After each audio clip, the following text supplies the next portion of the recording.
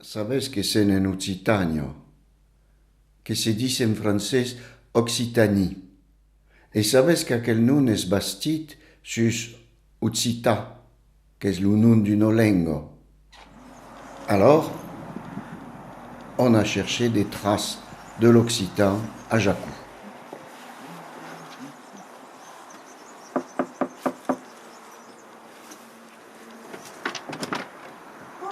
Et bonjour. Comment tu vas? C'est pas mal. Un peu au dépourvu. Il faut que je parle patois là? Non, mais là. Comme tu veux, tu me Non, racontes. mais ça y est, ça commence? Oui, oui, ça a commencé. Ah, ça a commencé. Io jamais parlé toujours escutat, Oui. parce que mes pares, mes grands-parents, toute la famille ho parlato un po'. Et à l'époque, nous étions. Toi, tu es de l'Ariège, hein? Oui, Et l'occitan, tu l'as entendu de petit, quand tu étais petit? oui. À la maison, Qui c'est qui le parlait? mon père et ma mère et mon grand-père. Il le parlait beaucoup de temps en Ah, temps? tout le temps. Tout le temps. Tout le temps, oui, oui, oui. Et toi? Sauf quand il s'adressait à nous, hein, évidemment. Oui. À nous, il s'adressait en français. Hein. Oui. Mais entre eux, oh, tout le temps occitan. Et vous compreniez tout? Ah ben oui, à force, hein, oui. Les premiers sons que j'ai entendus différents de ma langue de pratique maternelle, qui est donc le français au départ, quand j'ai entendu des gens parler d'autre chose ici, une autre langue, ça se passait dans la Montagne Noire, dans un endroit où les gens étaient relativement à l'écart des grands centres urbains et tout, et où ils avaient gardé, dans les années 60, c'est le moment où moi j'ai commencé à avoir les oreilles qui se sont ouvertes, ils avaient gardé leur parler de là-haut avec une façon de rentrer beaucoup de choses à l'intérieur de la gorge, comme ça. Donc j'ai découvert, gamin, une langue que je ne connaissais pas et qui sonnait vraiment différemment de la langue que mes parents parlaient. Tout le village de Massal ne parlait que patois. Alors, avec des expressions qui sont très difficiles à définir, du latin, du grec ou un dérivé de l'un ou de l'autre. C'était un mystère pour toi. Oui, et c'était tout le village qui parlait patois. Et pendant des années, même quand je vais chez mes cousins qui sont encore tarnais, ils parlent encore à 20-30% en patois, enfin beaucoup d'expressions patois. Et c'était très amusant, quoi. Non, chez mes grands-parents, ils parlaient occitan, Tout le temps? la plupart du temps. Et ils te parlaient en occitan à Oui, toi? ils me parlaient en occitan, mais moi. À toute, pour n'importe quoi, pour aller faire les courses, hein? Mais bon, Et tu t'en souviens plus. bon quoi, quelques mots, quelques. Et tu comprenais quand même, tu Oui. faisais ce qu'on te disait. Voilà. Et ça a été jusqu'à quel âge? Mais disons que tant que mes grands-parents, j'allais passer les vacances chez mes grands-parents, donc. Ah! Et ils étaient où ces À grands-parents? Rigotou. Hein? À Rigotou. Où t'es d'accord? C'est juste à 3 km de Mazamet. Ah! De che me vas contar? Di che vuoi sapere? De ta vida ou de Ma ton vida, pays? ecco io ma vida par rapport à patois, il n'y avait pas que mon père qui parlait patois, et l'autre ne parlait même pas. Hein. Mais Perché non pas permis? non, mais c'est comme à quoi. Hein. Je l'entendais dans les rues de Lunet. Dans les rues de Lunet, tous les vieux, ils parlaient plus ou moins en patois. Ma grand-mère le parlait un peu, mon père l'a toujours parlé, pas couramment, mais il était ouvrier agricole. Les ouvriers agricoles, c'était les gens de la terre, ils parlaient plus souvent le patois que le français. Voilà, c'est là que je l'entendais. Non. À Montpellier. À Montpellier, les gens de la ville, ils ne parlent pas le patois. Ah. Mentre canteri giovenet ai là al país se parlavo, eh? Mas, digas-me, comment on devient jacouman? Et toi, tu es arrivé à Jacou il y a 6 ans. Il y a 6 ans. Et tu es venu directement de Véziers? Oui, en fait Villeneuve-les-Béziers. Oui. Et puis j'ai bossé, travaillé à Montpellier quand même très longtemps. Et donc mon fils est au CRES. On a voulu se rapprocher de mon fils et de ma petite fille. Toi, Alain, tu es arrivé à Jacou à quel moment? Moi, je suis à Jacou en 79. En 79. Et tu veux 30 venais ans. Moi, je venais de Montpellier, où je louais, mais j'ai fait construire à Jacou. Mon épouse étant de Saint-Bouez, moi de Lunel, on travaillait tous les deux à Montpellier. Le plus simple, c'était d'acheter ou de construire le plus près de Montpellier. Oui. C'est ce qu'on a fait, on est venu sur Jacou. Ça fait combien de temps que Ça fait 41 ans. Donc tu as vu Jacou grandir. Je l'ai vu grandir. Et quand j'étais gamin, quand j'avais 19, 20 ans, 21 ans qu'on venait à Jacou, il y avait le village, il y avait 200 habitants, 250 habitants, on faisait la fête sur la place du réservoir. Et après le premier lotissement, ça a été les chalandons qui se sont construits un peu avant. Sinon, là, on était au milieu des vignes. Hein. Voilà. Le stade, 5 ou 6 ans, locataire à Montpellier. Et puis un collègue de travail me dit « Oh, il y a un compas à Jacou, il y a le plan Chalandon, et c'est pas cher, d'accord, c'est Péguevert. » Et alors, il y avait un compas aquí pour faire le plan Chalandon, et c'est resté 10 ans dans à la Chalandonnette, et puis il y avait un compas avec le terrain aquí, avec le Bézi. Il me dit, il y a un terrain aquí, si vous partagez, c'est pas cher. Allez. Et puis il y avait une bastide là. À quel stade?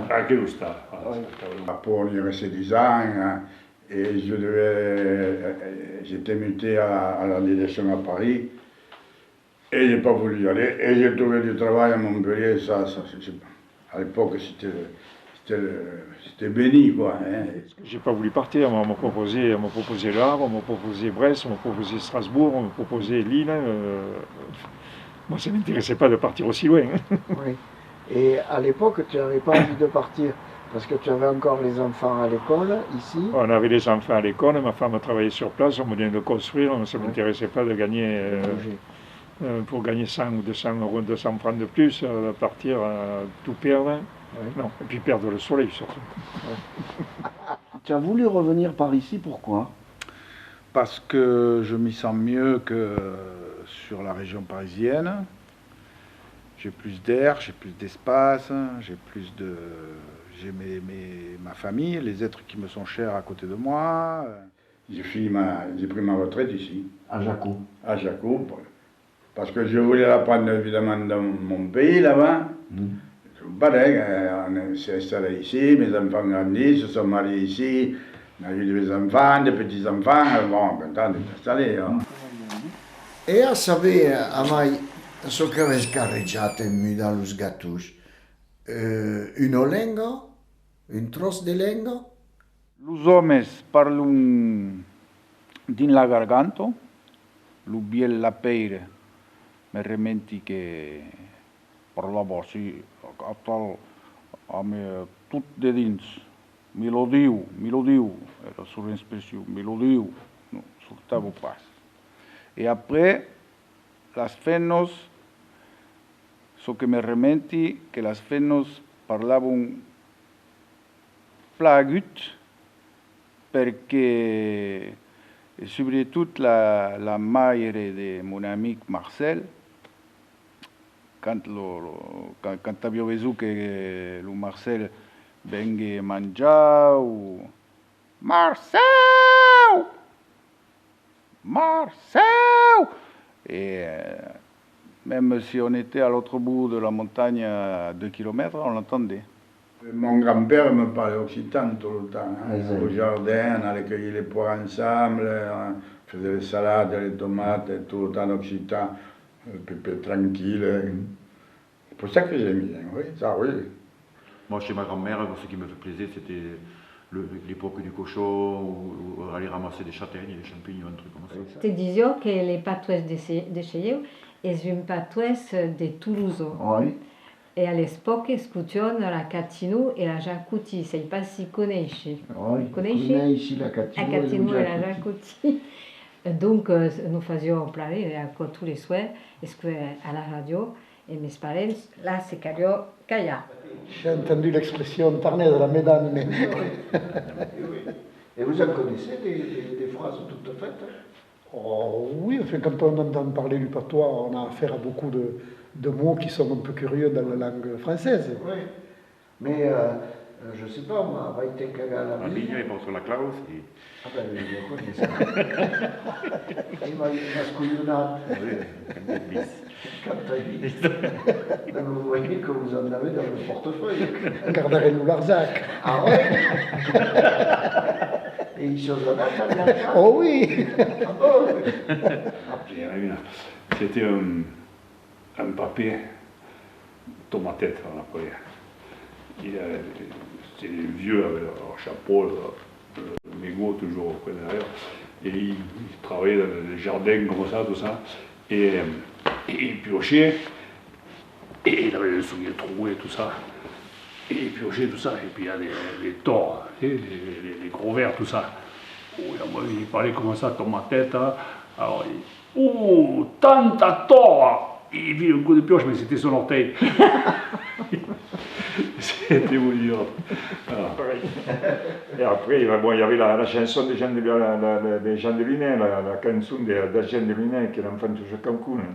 Se non arriva la luna era tucana. Presente che si renagava, se non immaginava la pesca la luna. Voilà, elle a un panier trauca. Le panier trauca. Dans le canal, dans le port. Ils mangeaient le cassoulet le dimanche soir et ils cassaient la vaisselle. Et mes oncles, ils avaient pris les assiettes du service à la grand-mère. Et ils cassaient la vaisselle, pourquoi? Ben, c'était comme ça, c'était là. Mais une fois qu'ils avaient bien mangé, c'était les assiettes. Il fallait prendre les vieilles assiettes. Eux, mes oncles, ils avaient pris le beau service de la grand-mère. Par exemple, sur la chasse, il y avait un curé d'un petit village, avant dans tout le petit hameau, il y avait une église, il y avait un curé. Et ça, je me rappelle toujours, ce curé, il aimait la chasse et il faisait le sermon en occitan. Alors, un dimanche matin, il monte en chèvre, en patois, il dit, mes chefs, tant qu'il y a à en dire Brespo. Tant qu'on y est, on va dire Vepre. Comme ça, le Vepre, c'était le soir. Lui, il partait à la chasse. Il partait à la chasse, il était tranquille. Voilà, il était tranquille. Il disait, non. Alors ça m'est resté. C'est marrant. Et dans ce village, de toute façon, on était obligé de comprendre le patois. Tout le monde, quasiment, avait un surnom. Donc je me souviens encore. Alors, vas-y. Je ne pourrais pas dire pourquoi ces surnoms, mais c'est assez amusant. Alors j'y vais. Nénès, Simbalo, La Cabro, La Tabatiero. Alors, la Tabatiero, on peut imaginer que c'était un fumeur de pipe. Froufrou, je ne sais pas trop. Oui, peut-être. Hilarion, Le Pic, et on connaissait les gens dont je ne connais pas leur nom, je ne connaissais que leur surnom. Les impérants, vous savez ce que c'est quand même. Aussi bien pour un homme que pour une femme. Voilà. Après, je sais pas. Les impérants, c'était faire des heures supplémentaires. Et pour une femme, c'était faire des heures supplémentaires en dehors du ménage. Voilà. Me immagini che hi ha d'autres casos che vengueron a mi las pailletos de la lengua. D'autres casos de culture, de la vie, non? La troisième mi-temps. De quels accords? Et quoi? Alors, ben, ça reste un sport populaire, le rugby, et il est de notoriété qu'à la fin de tous les matchs, vainqueur ou vaincu, on participe à la fête et on boit et on mange. Et c'est ce qui génère cet état d'esprit qui existe encore dans le rugby non plus professionnel, mais dans le rugby amateur, comme c'est le cas de Jacou, ça se pratique encore. On aime bien aller à l'Ansargue, parce qu'on connaît du monde là-bas, à Saint-Genès-des-Mourgues, à Moguion. Après, si ce qu'on aime faire, c'est la fête à Lunin. La fête à Lunin, je ne la loupe pas pour le 14 juillet. On aime bien y aller, se retrouver sur le plateau quand ils font les soirées bodega. On se retrouve toujours du monde, on se retrouve toujours une bonne vingtaine. on va aller manger, on fait l'apéritif d'abord, puis après on va manger dans une bodega, et après on continue la soirée. No, es normal, es très once. La zinate. Il y a patanos, jarret de porc, canard, confit, saucisson de cuernos, conosce com? De cudè, noi. Buone. Un rosolo, sabes ce que c'est un rosolo? La rusolo, le C'est jausilla, mas de qu'est-ce? És une farci. Ah, je ne farce, es lo farci, oui. Voilà. Et alors, metto du caulet, patanos, carotos, crezi que és tot. E a co fas encara? Io le fa, Oui. Per la festa o per cada giorno? perché cada giorno, no, pas cada giorno. D'abord, che è strenoso, per mangiare tutta la famiglia. Che ha tutta la famiglia, d'accordo? E din lo stal de tus grands, per esempio, la mametto faceva encara la cucina de canteres giuvi, faceva la cucina alla cimineia, al foc. Sì. Oui. Oui. A mentre Io tedesca, in Tiba, ouais. Ah oui? Fas la cucina all'anciana. Ce sont les grailles. Ce sont des instruments avec une sonorité vraiment particulière qui est on va dire, tassée dans le haut médium, tu vois, l'air de la charge des joutes. Pour moi, c'est un air qui est vissé en moi. Je sais pas, il y a un côté à la fois extrêmement archaïque dans cet air qui n'est pas vraiment écrit en mesure, machin, mais qui a quand même une métrique ultra précise. Et un son qui fait que, où que tu sois à ce moment-là, tu entends ce hautbois qui joue la charge. Et ça, c'est très puissant, quoi. C'est très brut. Moi, maintenant, si je ne dors pas, je chante. Oui. Je ne chante pas à tue-tête, je chante à ma tête. Oui, oui. Et toutes les chansons, je les repasse, de A à Z. Et des fois, il y a un mot que je ne sais pas s'il est bien placé. Mais le matin, je regarde s'il est bien placé. Voilà, c'est tout. C'était le mot. Mais, oui, c'est ça, mais je chante. Quand j'ai rien à faire, je chante. Dans ma tête, hein, je ne chante pas. Oui, si je suis seul, je vocalise un peu. Ay, Marilu sabe canta, e giuga della clarinetto, ay, Marilu sabe giuga, e giuga della clarina, et clac-clac della clarinetto, et clac-clac. Ouais, là, après, il y a le violon, la castagnette, le piano, la trombonnette, et puis on avait rajouté un copain, la zigounetto. C'est un fleuve très vagabond qui descend au-delà de Lyon, en passant Tarascon et Beaucaire, il bouscule toutes les rivières. Il reçoit le canal des Beaux, gros malin, il délaisse l'accro. C'est un fleuve très original, t'es parlé, il est provençal. Et de las plantas, de la nature, l'horta ici. Ici. Oui. Per lo netteggiare lo tiene claro. Ah, tout à fait. Oui. Mi demando plein de things. Et à côté te regalo. Tu vois là, ces chenilles là, à quel putos de chenilles. T'as des betteraves? Ouais. Qu'est-ce que c'est que tu as là? C'est du navet. Vous dites, ils sont rigolos, tes navets. C'est des bouleaux d'or. Disons que tu sais mettre une Ivan dans ces Je suis en train de parler des fraises dans les fruits. Ah, vous allez être jaloux de mes fraises, hein? Elles sont pulidos, comme on dit. Gaitako. Gaitako. Et regarde, viens voir comme ils sont rouges. Je les voyais on les voit du jardin. Le jardin, ça demande quand même de l'occupation, ça demande du temps. Il faut y passer au minimum, je dirais 5-6 heures par semaine. Entre le fait de travailler la terre, de semer, d'arroser, d'arracher les mauvaises herbes, c'est un peu de boulot. Il n'y a que les retraités qui peuvent bien les entretenir.